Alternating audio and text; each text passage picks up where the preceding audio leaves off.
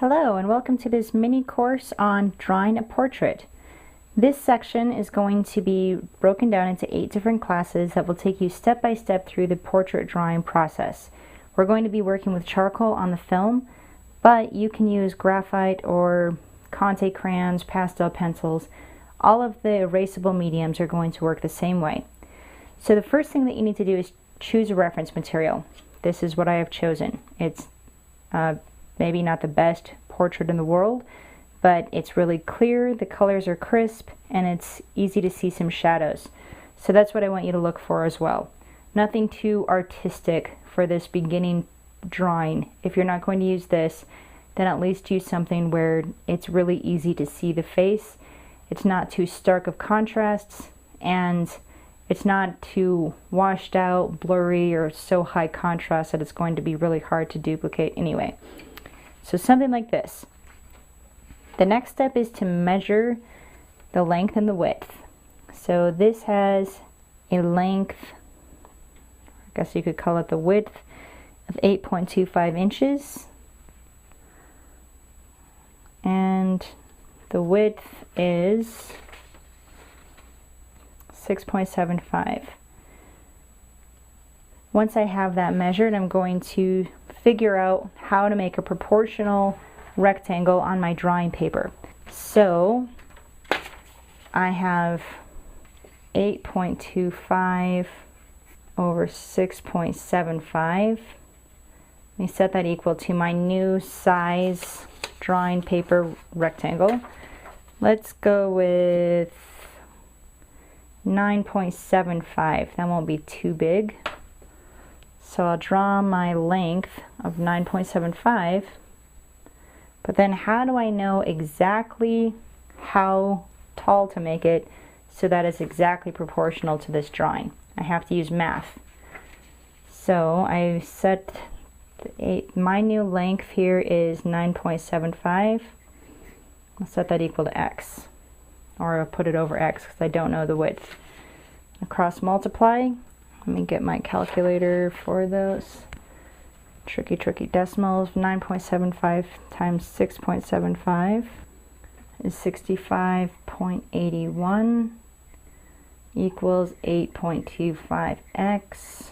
Divide out the 8.25, and x is 7.97, so that's really close to 8 inches. Let's just go with 8 inches. It's a lot easier to find. So, use a triangle so that your lines are nice and square.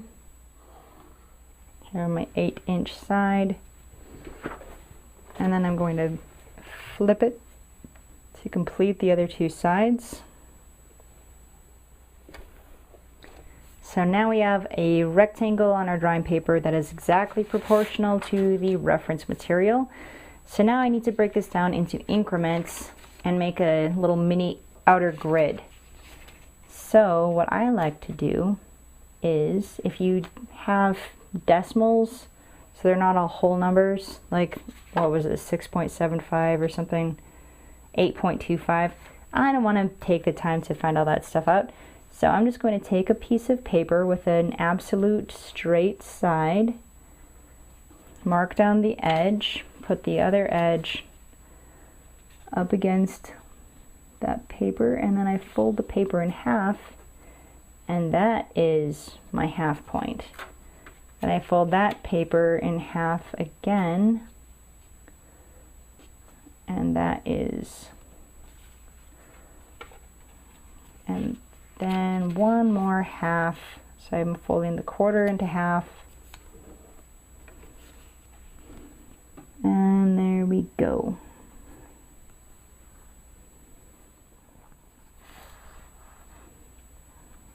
Mark that. Do the same thing with the two sides here, and then you're going to mark these 1, 2, 3, 4, 5, star it because it's the center, 6, 7, 8, and 9, and then going down the side I'm going to mark them A, B, C, D, E, F, G, H, I. So I have an alphabetically on both sides and numerically top and bottom. And I'm going to do the exact same thing to find those same increments on my drawing paper. Let me come back in just a couple minutes when I have that done. Now I have all of my increments labeled, and I have a perfectly proportional reference material and drawing paper rectangle. So now I can move on to step 2 of the layout portion.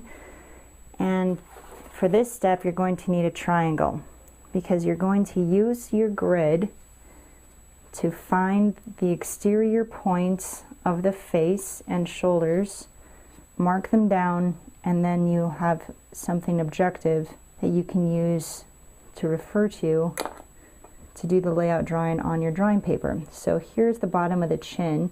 I line up the rectangle on the side, or I line up my triangle on the side of the drawing paper here like this, and I put it right on the bottom of the chin, then extend that line over, and I see that it's right under the G. I'm going to do the same thing to find the side of the face, right on the 3. And the other side of the face is right about 6 1/4.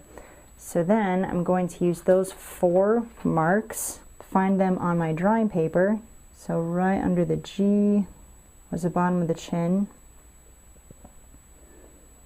Just work really, really lightly. You don't need dark marks for this. Then I had the side of the face on the 3. So I'll mark that really lightly. Then side of the face again, about 6 1/2. And notice, if I put my ruler right up against the side of the face, her head's at a slight tilt, so that line isn't going to bisect the grid at the top and bottom at the same place. I can use that grid though to find the exact same angle of the face by just extending that line up. So here the top is at about 6.75 and the bottom is about 5.75. 6.75, 5.75. Then I can make that adjustment. Okay? Within those guidelines then, not to mention the other areas that bisect the graph, like the bottom of the shoulders, the edge of the hair, right here, and right here. Then I see this shape here that ends and then humps up to the G and then comes down right about like this.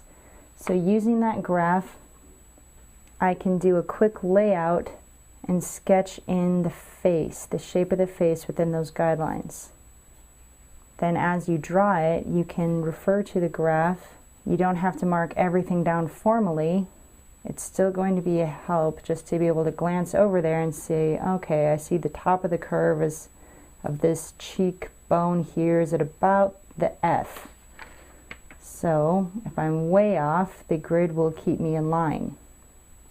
Then I see that the hair is going to swoop down about like this, and the outer portion of the hair swoops down straight to the 7, whoop, and then over about like this shape. See how I'm just focusing on those large shapes? That is exactly what you do in this phase.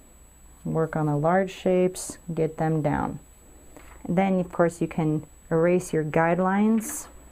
So I can get rid of this side of the face line and this side of the face line, bottom of the chin line that I didn't use. Always remember, that's why you need to draw so lightly in the beginning phases, because all those guidelines are going to be erased. So with that, I have my exterior grid, so I know that the drawing is going to be easy to put down in terms of where all of these points are on the reference material, because I can find all those same points on my drawing paper. And that is all for the layout.